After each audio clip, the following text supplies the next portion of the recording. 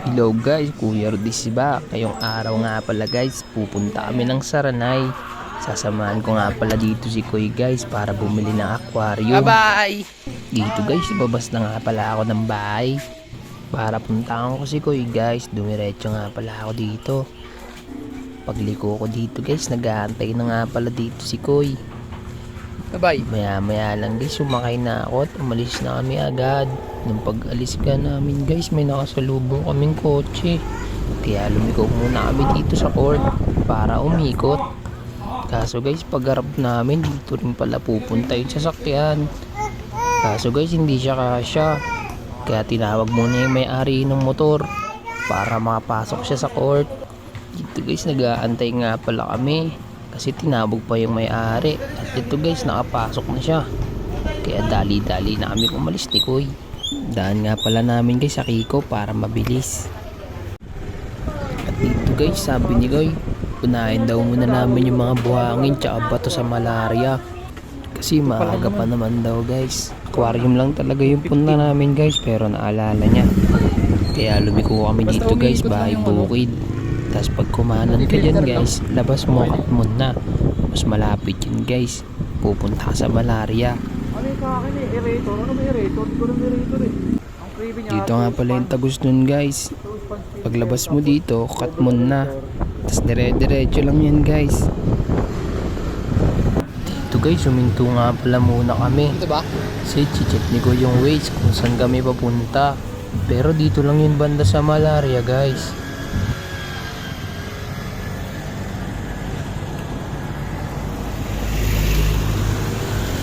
Dito guys, umalis na nga pala kami ni Koy kasi nakita niya na kung saan kami pupunta, kung saan banda dito sa malaria. At yun guys, kumanan nga pala kami dito. Pababa nga pala yung daan guys.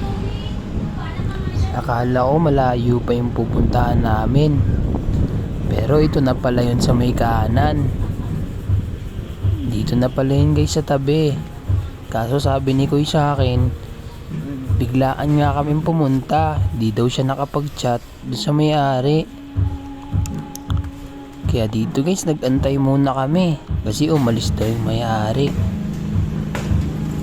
Dito pala yun guys sa ACJ Construction Supplies. Makikita nyo yan dito sa malaria guys, search nyo lang sa Google Map.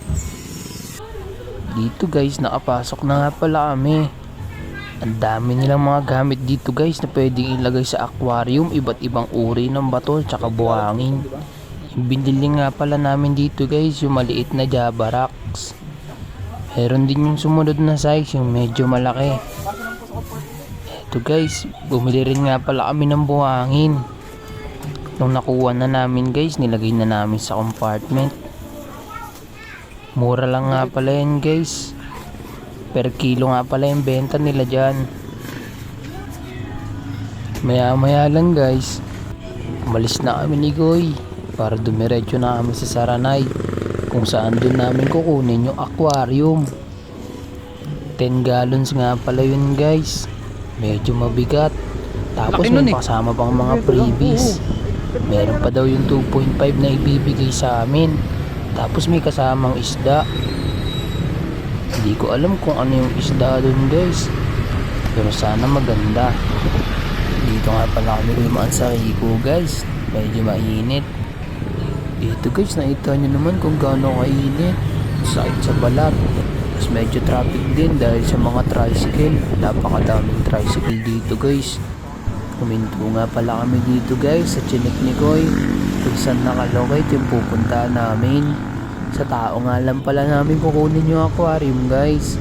Nakita niya lang daw kasi yun sa FB, pinost sa marketplace. Dito guys, papasok kami ng subdivision. Di ko rin alam guys kung saan to, basta sumama lang ako kay Koy. Dito guys, binidyoan ko nga pala yung paligid. Ang daming halaman tsaka puno. Sarap ng hangin dito guys, hindi mo mararamdaman yung init. Dito guys, naisip ko din, siguro madaming gagamba dyan. Uso pa naman yung gagamba sa amin guys. Nakita nyo naman guys kung gaano kainit, kaya binagalan muna namin dito. Hinamnam namin guys yung masarap na hangin. Pero nakalagpas na kami guys, nakita nyo naman kung gaano katirik yung araw. Sobrang tirik, wala man lang nakatalokbong na mga puno. Dito na nga pala kami guys sa Cameron Street. Sabi ni Koy, dito daw yung banda. Sabi daw ng mga ari guys, Block 2 Lot 8 daw sila, kaya umalis na kami ni Koy. Hindi pa kami nakakalayo guys, ito lang pala yung Block 2 Lot 8. Kaya bumaba na ako dito guys. Maya lang guys, sinat na ni Koy yung may-ari na nandito na kami. Na pala ibibigay na maliit na aquarium guys. At ito naman yung 10 gallons. Kasama din pala yan guys, yung bilog na yan. At dito guys, nilalagyan na nila ate ng karton. Nilagay na rin sa loob ng 10 gallons, yung 2.5 gallons na aquarium. May kasama yung isda at saka tubig guys. Dito pala guys, hindi ko na na-videohan kung paano ko dinala yung aquarium kasi mabigat. Nakikita nyo na lang guys, napaalis na kami dyan. Eto guys, nakauwi na nga pala kami. Ito na lang yung na-videohan ko guys. Paket na nga kami dito ng bahay nila Koy para i-set up guys yung aquarium niya. Yung mga binili namin mga bato tsaka buhangin.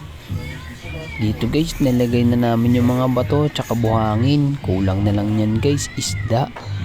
Gusto niya palang isda guys, molly tsaka gapi katulad ng sa amin. Sabi niya nga pala bibili siya sa amin ng isda. Hanggang dito na lang guys, salamat sa panonood.